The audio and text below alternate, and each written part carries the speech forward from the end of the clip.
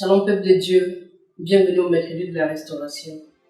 Je suis la révérende Lydia Zando et le thème de mon message ce jour c'est Homme, paye tes dettes à ton épouse. Paye à ton épouse ce que tu lui dois. Et notre texte de base est le même, c'est Romains 13 verset 8 qui dit ne devez rien à personne si ce n'est de vous aimer les uns les autres. Donc priez pour le message. Père, bénis ce moment, fais-nous du bien, conduis-nous par ton esprit au nom de Jésus. Amen. Qu'est-ce qu'un homme doit à son épouse? C'est à ça que nous allons regarder aujourd'hui. Et notre texte ce jour, c'est vrai que nous continuons souvent avec Romains 13, 8, mais nous allons lire un texte qui parle des devoirs domestiques.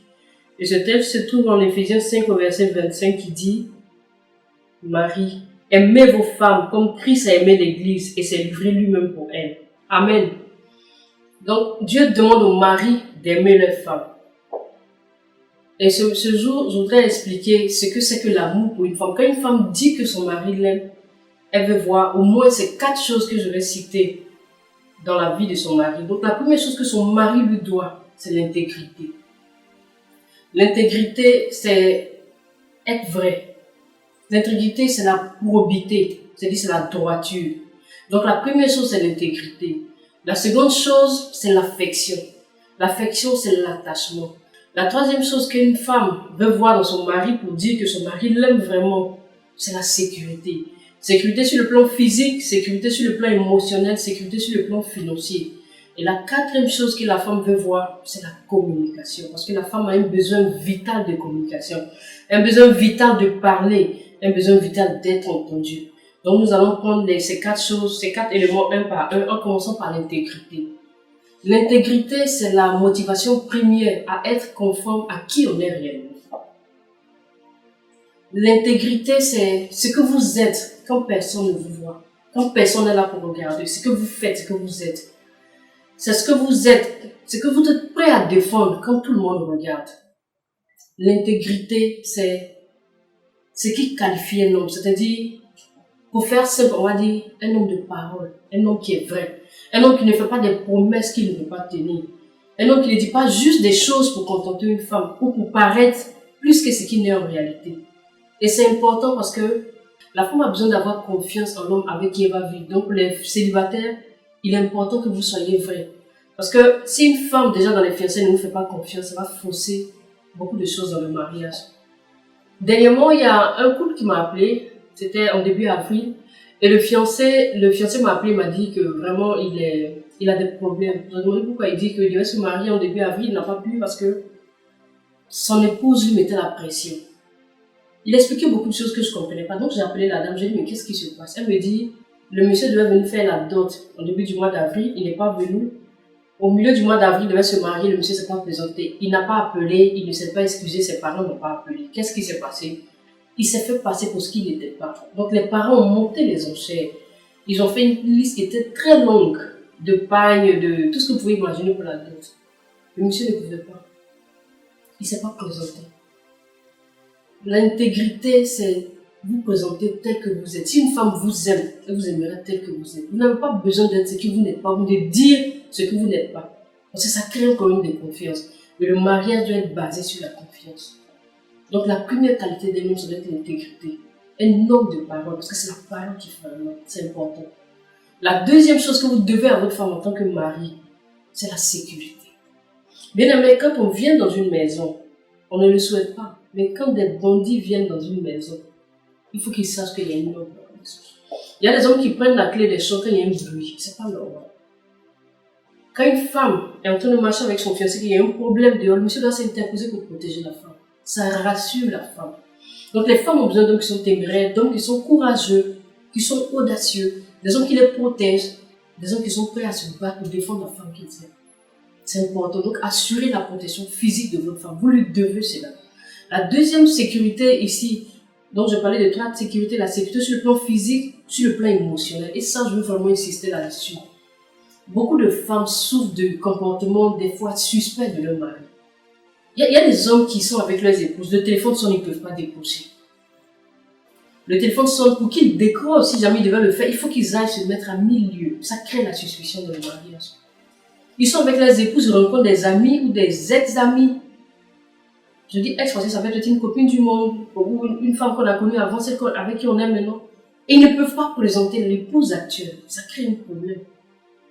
La femme appelle son mari, il n'est pas à la maison. Il ne peut pas bien parler. Ça ne s'explique pas. On rencontre beaucoup de cas comme ça où la femme dit « Je suis convaincue que mon mari sort avec sa collègue. » Mais pourquoi? Parce que quand elle appelle, le monsieur ne veut pas prendre le téléphone. Quand il prend le téléphone, il ne parle pas bien.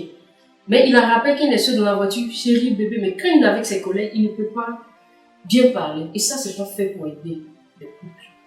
Donc, évitez tout ce qui peut mettre à mal votre relation. Évitez tout ce qui peut créer la suspicion dans un ménage. La femme a besoin d'être en sécurité. Sur le plan émotionnel, la femme va donner, elle va se surpasser pour son homme si elle est en sécurité, si elle se sent en sécurité. Il y a des hommes qui ont des amis qui les appellent à des heures indues. Ça peut être des hommes, des amis de même sexe ou des amis de sexe opposé. Et quand ces amis l'appellent, il faut que le monsieur sorte. Il y a Gaspard qui m'appelle, il y a un problème, la femme de Gaspard est malade. C'est toujours lui qu'on appelle. Des amis qui ne sont pas connus de la femme. Ça, c'est un problème. Quand on est marié, qu'on a des amis, la femme n'est pas forcément obligée d'être amie à nos amis. Mais au moins, le minimum, c'est que la personne qui appelle doit savoir que le monsieur qu'elle appelle est marié.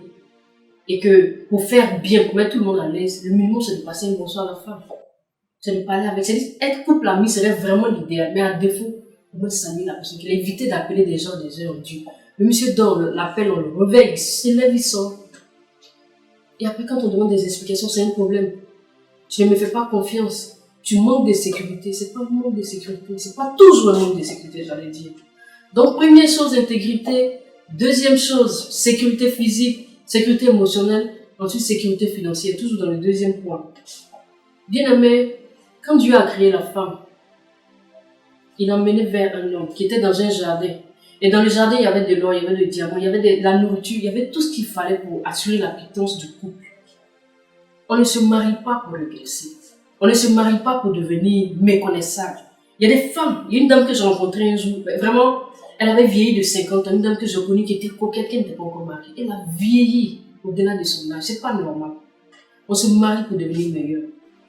On se marie pour avoir de l'embonpoint pour une femme. En Afrique, on entend souvent dire qu'une femme a pris du poids, c'est qu'elle est bien gérée dans son foyer, même si c'est pas toujours bon pour la santé. Mais c'est pour dire que quand une femme quitte ses parents et qu'elle va dans la maison d'un homme, sa vie doit devenir meilleure. Elle doit avoir meilleure mine, meilleure forme, elle doit évoluer. C'est pour ça que quand elle va aller vers Adam, Dieu a dit soyez féconds, multipliez, remplissez, assujettissez, dominez. On ne va pas dans un foyer pour regresser. On ne va pas dans un foyer pour souffrir, pour être, je comprends. On ne va pas dans un foyer pour être plus malheureux qu'on était célibataire. Ça sert à quoi de se marier dans ce cas? Il y a des femmes qui sont mariées, ce sont elles qui assurent la pitance, ce sont elles qui payent les factures. La femme est une aide, elle n'est pas un substitut. Parce que si c'est la femme, si c'est la voiture de la femme que vous conduisez, si c'est sa nourriture que vous mangez, si c'est dans son sofa que vous asseyez, si c'est sa clim que vous utilisez, ne soyez pas surpris qu'elle vous demande de faire la lessive. Parce que la main qui donne, c'est la main qui ordonne. Un homme doit être à son poste. Un homme doit pouvoir aux besoins de sa famille. Une femme est une aide, elle contribue à une certaine hauteur, mais elle ne va jamais être un substitut. Trop de femmes portent des fardeaux qui ne sont pas les leurs. C'est pas normal. La femme peut le faire, peut-être que le monsieur travaille à un moment de sa vie. Une question peut-être de santé, un accident de travail, peut-être aujourd'hui il est invalide. Pour de telles raisons, la femme, oui, elle peut aider. Elle peut s'occuper de ce que son mari faisait. Mais un homme qui est en bonne santé, qui a toutes ses facultés, qui a s'il est une femme le nourrit, c'est pas normal, c'est anti-biblique. Donc, premier point, intégrité. Deuxième point, sécurité, sur le plan physique, sur le plan émotionnel, sur le plan financier. Troisième chose que vous devez à votre épouse, c'est l'affection. C'est quoi l'affection pour une femme? L'affection, c'est pas l'intimité. 80% des femmes n'aiment pas vraiment l'intimité comme les hommes. Elles aiment l'affection, la tendresse, l'attachement. Après l'intimité, la femme voudrait que son mari l'attrape. Généralement, ce que les hommes font, ils donnent d'eau, ils commencent à ronfler. Pour une femme, c'est comme si on avait abusé d'elle. Donc l'intimité, l'affection pour une femme, ce sont les beaux mots, ce sont les belles paroles. C'est apprécier sa coiffure qu'elle sort de chez le coiffeur. C'est apprécier sa nouvelle tenue. C'est lui dire qu'elle est belle, qu'elle est intelligente. C'est remarquer tout ce qui est nouveau sur la femme. C'est tout vêtement, c'est musée, tout ce qu'elle met pour attirer l'attention de son homme. Parce que les hommes sont motivés par ce qu'ils voient. Donc la femme, est préoccupée par son apparence extérieure. Elle est préoccupée par tout ce qui peut captiver l'attention de l'homme. Par exemple, il y a des hommes qui ne remarquent pas des fois, et c'est très frustrant pour une femme. Parlez, dites de belles paroles à votre femme, encouragez votre femme. L'affection pour une femme, c'est enregistrer son nom sous, lui donner un petit nom, avec une mélodie spéciale. Au lieu de mettre Gasparine, mettre par exemple mon bébé. Ça fait plaisir à une femme. L'affection, ça ne coûte rien, mais c'est 24 heures sur 24, 7 jours sur 7. Parce que la femme a besoin d'affection comme la voiture a besoin de carburant. Si vous ne le savez pas, cher homme, je vous l'apprends, la femme a besoin d'affection. C'est vital pour elle. Elle a besoin de ça pour vivre. L'affection pour une femme, c'est être avec elle à l'hôpital quand elle va accoucher. L'affection pour une femme, c'est l'aider quand elle fait des crises de... Elle a les baby blues, elle fait des dépressions postpartum. Après l'accouchement, la femme n'arrive pas à s'organiser. Elle a un problème avec son corps, les vergetures des fois, plus de ventre. Il y a des choses qu'elle ne supporte plus dans son physique et qui font que elle fait des dépressions. Elle n'arrive pas à s'organiser, le bébé qui pleure la nuit, le travail qu'il faut reprendre. Et c'est difficile pour elle. Elle fait ce qu'on appelle une dépression. Elle peut faire une dépression postpartum. Elle a besoin d'un homme. C'est ça l'affection pour l'aider à prendre le bébé la nuit, l'aider à organiser les tâches domestiques, l'aider un peu dans les tâches ménagères. Pas que l'homme va faire, mais l'aider pour mieux s'organiser. La femme a besoin d'affection. Et pour elle, l'affection, c'est quoi? L'affection, c'est lui donner de l'argent, même quand elle en a. Lui faire des cadeaux, pas forcément le jour de son anniversaire ou quand il y a un événement, mais sans aucune raison. Lui acheter une fleur, lui laisser un mot, lui envoyer des SMS en longueur de journée, de petites paroles, de petits mots. L'affection pour une femme, c'est l'inviter à sortir un week-end. On sait que les hommes sont occupés, ils travaillent pour s'occuper de la famille. Mais un week-end, ça peut être une fois le mois, une fois tous les 2 mois. Un week-end, vous passez des moments de qualité où il n'y a pas d'enfant, il n'y a pas une troisième personne. C'est que les deux, sans téléphone, sans interruption, même si c'est 1 heure de temps, c'est important pour une femme. Je dis 1 heure de temps sans interruption, après on peut même ouvrir le téléphone. La femme a besoin qu'on lui consacre du temps. C'est ça l'affection pour une femme. L'affection, pour une femme, c'est lui dire, aujourd'hui je te fais le petit déjeuner, c'est juste un exemple. Pour toutes les fois que tu as fait à manger pour moi, je vais t'offrir ça sur le repas. Tu viens sur une voiture, une maison. Elle vient d'une famille. Nous sommes africains. Une mère, peut-être célibataire, élever son enfant, vous l'avez épousé. L'affection pour une femme, c'est Dieu, je tiens ça, donne ça à ta maman, peut-être le fait de fin d'année, parce que je crois que ce soit un fardeau aussi, le fait de fin d'année, ou la fête des mères, pour cette occasion, de manière ponctuelle, faire un geste à l'endroit de ses parents. C'est ça l'affection pour la femme. On en a besoin. Et le dernier élément, c'est la communication. Bien aimé, il y a un journal américain qu'on appelle le Daily Mail qui dit que les femmes utilisent en moyenne 21 000 mots par jour, contre 7 000 mots pour les hommes. C'est-à-dire qu'une femme parle 3 fois plus qu'un homme. La femme a un besoin vital de communiquer. Communiquer pour être écoutée. La femme a besoin d'être écoutée. La femme a besoin d'être entendue. Il y a un apologète, un homme de Dieu, c'est un apologète, il est pasteur, il est écrivain, il est philosophe, il s'appelle Ravi Zacharias. Il est mort il y a quelques jours, le 19 mai, à l'âge de 74 ans. Il a dit une phrase importante. Il dit, si vous ne comprenez pas les blessures d'une personne, vous ne pouvez pas toucher son âme. Je vais te demander, quelles sont les blessures de ta femme? Qu'est-ce que la femme essaie de communiquer? Qu'est-ce qu'elle essaie de partager avec toi? Qu'est-ce qu'elle essaie d'extérioriser que tu ne percutes pas? On trouve que les femmes parlent beaucoup. Les femmes parlent beaucoup et choisissent mal leur mot. Mais est-ce qu'elles sont écoutées? Est-ce qu'elles sont entendues? Parce que les hommes aiment fuir les débats. Les hommes n'aiment pas régler les problèmes. Les hommes aiment déplacer les problèmes. Les hommes n'aiment pas la confrontation. Alors quand tu n'as pas réglé un problème, quand tu n'as pas écouté ta femme, tu n'as pas entendu, qu'est-ce que tu attends d'elle? Les femmes ont besoin de parler. Elles ont besoin d'être entendues. Elles ont besoin d'abord d'être écoutées, ensuite d'être entendues. Quand une femme dit, par exemple, je n'aime pas ce monsieur, ça c'est ce que vous avez entendu. Mais qu'est-ce qu'elle veut dire? Elle n'aime pas, par exemple, elle n'aime pas le fait qu'il fasse sortir son mari chaque fois que c'est qui l'appelle. Elle n'aime pas, par exemple, elle n'aime pas ce monsieur parce que, en fait, c'est pas lui, mais c'est ce qu'il fait avec son mari. Écoutez vos femmes, entendez le message derrière les paroles qu'elles prononcent. La femme a besoin de communiquer. Si vous ne communiquez pas avec vos femmes, si vous ne parlez pas avec vos femmes, quelqu'un, nommé Satan, va vous parler à vos femmes dans votre jardin. Parlez à vos femmes. Si le moment est mal choisi, vous pouvez simplement dire, chérie, est-ce qu'on peut parler déjà dans 10 minutes? Je finis juste quelque chose que je suis à toi. Sois rassurée, on va en parler. C'est juste ça. Mais ne la rabrouez pas, parce qu'elle va garder ça. Elle va garder. Les femmes sont ce qu'on appelle des incubatrices. La femme va garder. Elle va commencer à multiplier tout ce qui est négatif. Mon mari ne m'écoute pas. Mon mari ne fait pas ci, mon mari ne m'aime pas, mon mari n'a plus le temps pour mon bon mari, alors qu'en réalité, il n'en est rien. Ayez du temps pour une femme. Si tu es célibataire, il faut intégrer ces 4 choses. La première chose que tu dois à ta femme, c'est d'être un homme intègre, un homme droit, un homme qui dit les choses telles qu'elles sont. Qui n'est pas quelqu'un d'autre, mais qui est lui-même. Un homme qui a des valeurs, un homme qui a une parole et qui la respecte. La deuxième chose que tu lui dois, c'est la sécurité. Sur le plan physique, il faut la protéger face au danger. Sur le plan émotionnel, fais tout pour qu'elle ne soit pas malheureuse en train de soupçonner des choses qui peut-être n'existent pas. Sur le plan financier, tu dois pouvoir aux besoins de ta maison. La quatrième chose que tu dois à ta femme, c'est la communication. Pas communiquer pour juste parce que bon, il faut que tu l'écoutes, mais il faut écouter la femme, il faut entendre la femme, c'est important. Afin que les blessures, les préoccupations, les douleurs de la femme soient entendues. Nous puissions ensemble apporter des solutions. Cela dit, le mercredi passé, nous avons parlé aux femmes, aujourd'hui nous parlons aux hommes. Mais il y a une chose qui est très importante, c'est que c'est la corde à 3 filles qui ne se rompt pas facilement. Il y a des personnes qui ont fait tous ces efforts, qui ont tout essayé. Malheureusement, la relation n'a pas marché. Ou bien le mariage bat de l'aile. C'est Dieu seul qui est l'instigateur du mariage. Et c'est Dieu seul qui peut faire tenir un foyer. C'est pour ça que j'encourage tout le monde. En plus de tous les conseils que nous avons donnés, il faut que votre mariage soit bâti sur le vent. Il faut que Jésus-Christ soit au centre de votre mariage. Toi qui n'es pas marié, il faut que tu pries pour que Dieu, par son rouage à Kodesh, puisse t'inspirer, puisse te révéler sa volonté parfaite pour toi. Qu'il puisse emmener vers toi la femme, l'homme de ta destinée.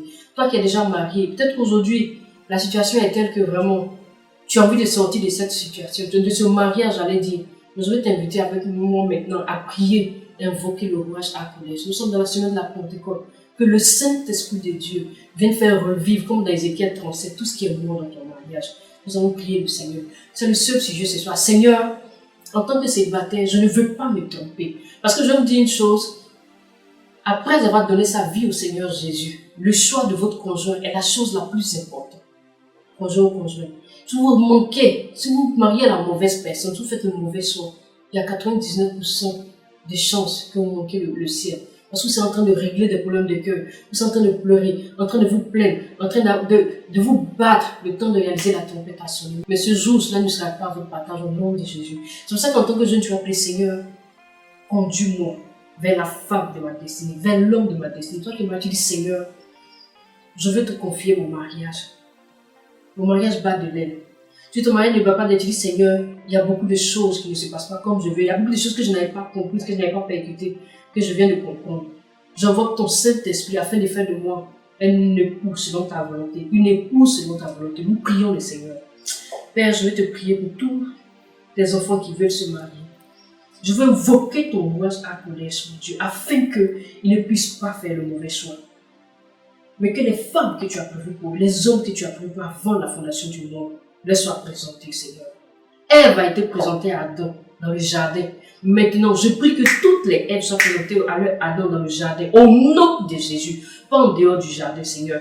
Pas sur Internet, pas là où toi, Dieu, tu ne veux pas. Mais que ce soit fait selon ta volonté, que les choix se fassent selon ta volonté. Je veux prier maintenant pour un foyer, Seigneur, pour un foyer qui est en train de se casser. Je veux prier, mon Dieu, pour des sentiments qui sont morts. Par la puissance du rouage à Kodesh, je veux invoquer le vent du nord, le vent du sud, le vent de l'est, le vent de l'ouest, afin de venir souffler sur tous ces sentiments qui étaient morts, sur tous ces cœurs qui étaient blessés, sur toutes ces femmes, mon Dieu, qui sont découragées, afin que, Père, ces ossements déchirés puissent revivre maintenant, et que les vies soient restaurées, les ménages soient restaurés, et que le bonheur soit le partage de tes enfants maintenant, au nom de Jésus. Merci Père parce que tu restaures les ménages pour la gloire de ton nom. Au nom de Jésus. Amen. Sois béni bien-aimé. À très bientôt pour le prochain numéro de notre restauration. Ciao.